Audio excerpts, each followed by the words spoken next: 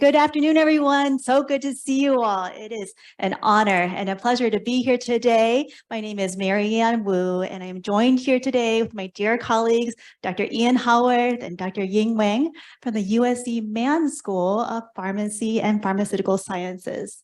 Our talk today is about the use of artificial intelligence in education to meet the healthcare needs of society, specifically through our research called AI-SiPS, or Artificial Intelligence Success in Pharmacy School.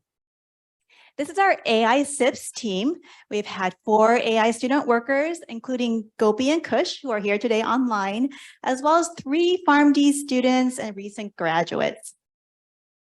Before we dive into our research project, we want to share a little bit more about our school for anyone who may not be familiar with it. At the USC Mann School, we have about 1,200 students. Almost 2/3 of the student body is within our Doctor of Pharmacy program, or PharmD degree. And the rest of the students, are roughly 1/3, are a combination of PhD students, Doctor of Regulatory Science students, master's students, graduate visitors, and undergraduate students. So given that we have a very large cohort of students pursuing a Doctor of Pharmacy degree at our school, that is a group that we're going to focus on primarily for the focus of this talk today. So to give you a little bit of background information on the purpose of our study, as we know, the cost of higher education in general in the United States is very expensive. The current average 4-year loan for a USC PharmD student is $222,000. Our students' career aspirations are becoming wider and more diverse, and our students are also seeking further education and training upon graduation, including residencies and fellowships. And we also know from a societal perspective that the needs of pharmacists are also changing rapidly. So given the cost of a PharmD degree coupled with the healthcare needs of society, we want to do our part to help ensure that we set up the success of all of our students at USC upon graduation. And we believe that this may be facilitated through the use of AI. So we just recently asked our 4th-year students, we call them P4 students, who are about to graduate next month, what are your current plans upon graduation as of late March 2023? And so by now they should know whether or not they're going to be doing a residency, a fellowship, or whether they're just going straight to the workforce upon graduation. We've categorized these students' career plans or outcomes upon graduation using the acronym RICH. Okay, so that's residency, industry, community, and hospital. So you'll be hearing us use this acronym and outcome of RICH several more times throughout this presentation. As you can see from the table, approximately 40% of those students are going to be pursuing a residency, typically related to patient care after graduation. So that's R for residency. Approximately 12% are going to be pursuing a fellowship or additional education, and those students represent the I for industry or typically non-patient care. And then approximately 42% are going into full-time work, and we represent it as a CH or community or pharmacy, or sorry, community or hospital, I should say. Okay, so since this is all about AI for society, let's take a look at what our societal needs are for pharmacy. So back in 2019, we just happened to have a very visionary, forward-thinking leader who we just happened to meet a few hours ago named Dean Vasilios Papadopoulos. And Dean Papadopoulos wanted to know, what are the key trends that may drive pharmacy education and training in the future? And then led a group of consultants to interview leaders within pharmacy with this knowledge. Okay, so this table on the left is what you just saw on the previous slide. However, on the right, we added how these trends align with the quote, rich outcomes. So based on those 10 areas of key trends, we can see it's fairly evenly distributed.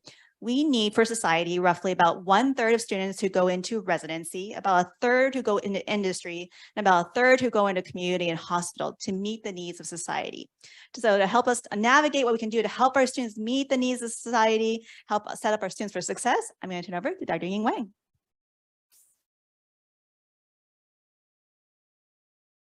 All right, thanks so much, Maryann.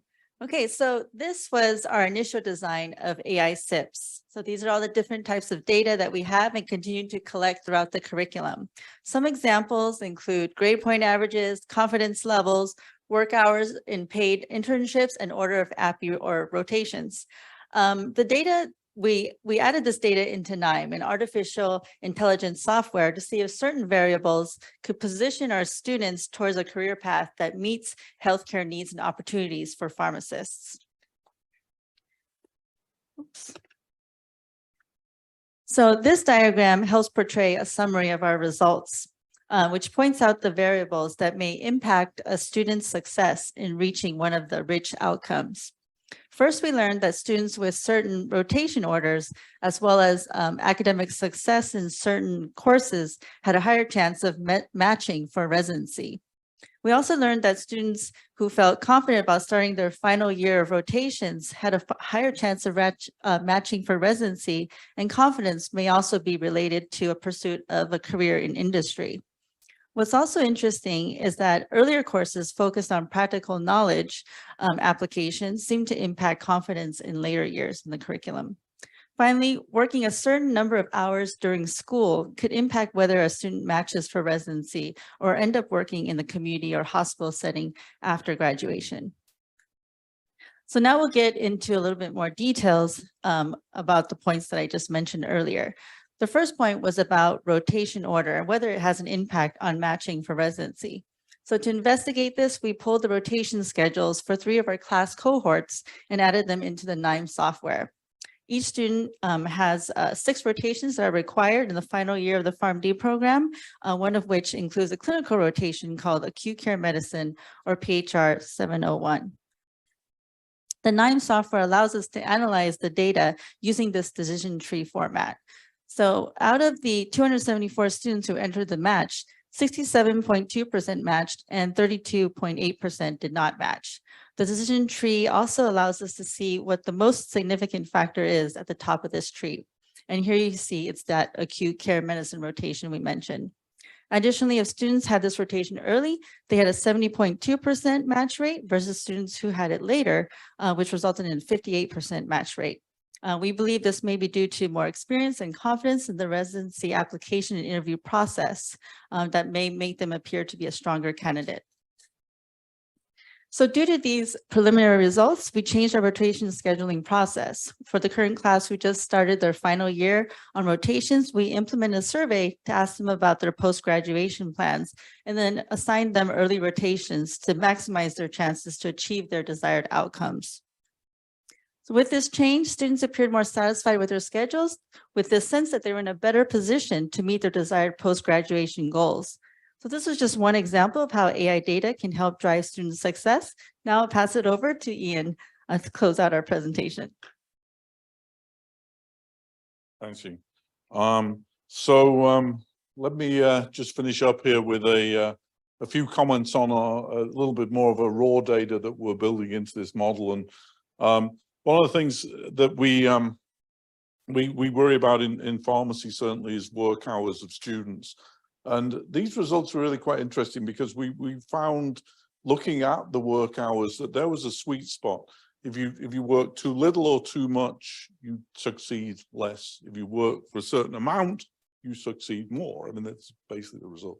And then on confidence, as you might expect, more confident students tended to do better on their residency match. Oh, what happened there?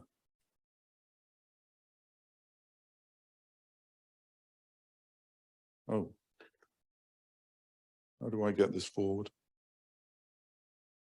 Was it this? You want to go down? Yeah, exactly.